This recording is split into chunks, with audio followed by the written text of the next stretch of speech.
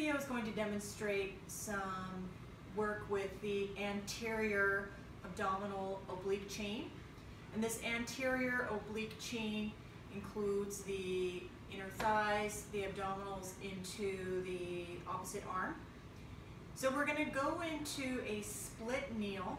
I'm in kneeling right now. I'm going to bring one leg out in front. We want to keep a 90-90-90. So if I turn to the side real quick,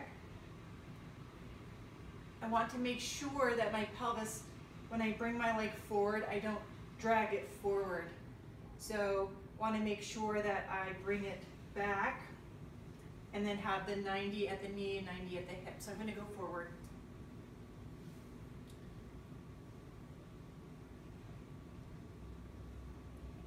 And then from here, this alone can be a nice balance experience, and also it could be a nice gentle stretch into the hip and into the quad muscles here. What I want to encourage is being aware of rib cage placement. In this one, we want to make sure that this rib stays anchored against the abdominal wall. So right now, this isn't a muscle work, this is actually just getting it positioned. So one of the cues that I like to give is to have you just actually look down to your pubic bone. So keeping that position of rib cage as you look down, you can go ahead and bring your head up. You're going to take the same side leg that's out in front, palm up, and if you can direct your focus into the palm, what you're going to do is use your breath and then move. So we're going to go into trunk rotation. So I'm going to take a breath in and then exhale. On my exhale, I move into rotation.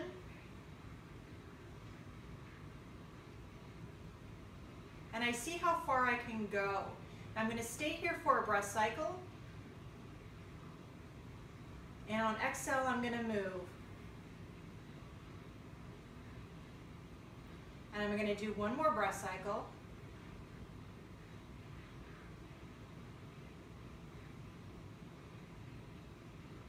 Now what I'm going to do now is I'm going to keep my hand here, but I'm going to bring my head back. So we're kind of going into counter rotation. We're bringing ourselves out like a washcloth here. So I'm going to do that again. I'm going to take a breath in. And on my exhale, I'm going to rotate my trunk while my head stays forward. I'm going to do another one.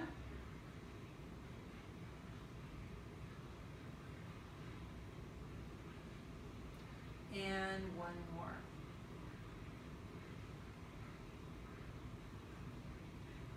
And I don't have much more there. So what I'm experiencing in this position is I'm feeling a nice length here and some stretch into my obliques. So I'm going to come back and then we would do the other side. Now I'm not going to do the other side, but I am going to use this position here for the next one.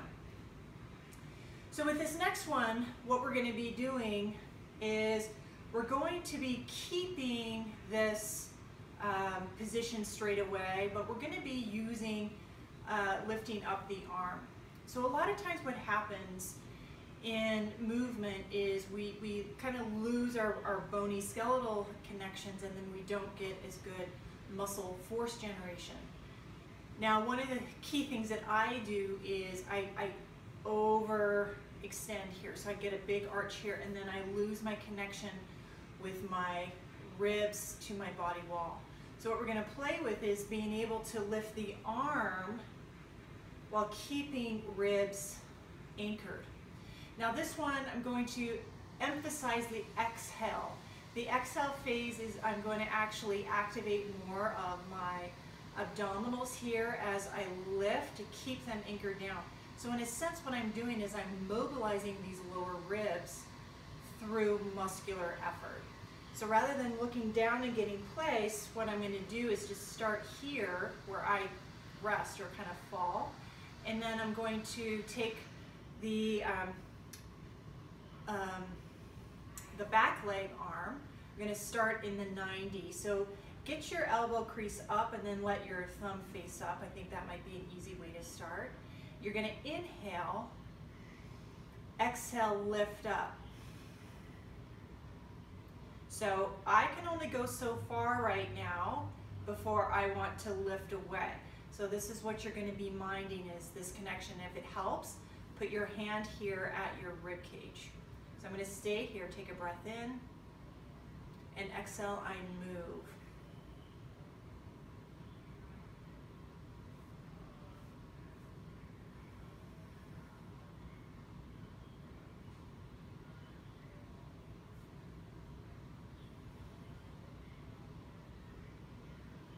And then, of course, you would do that on the other side. Have fun.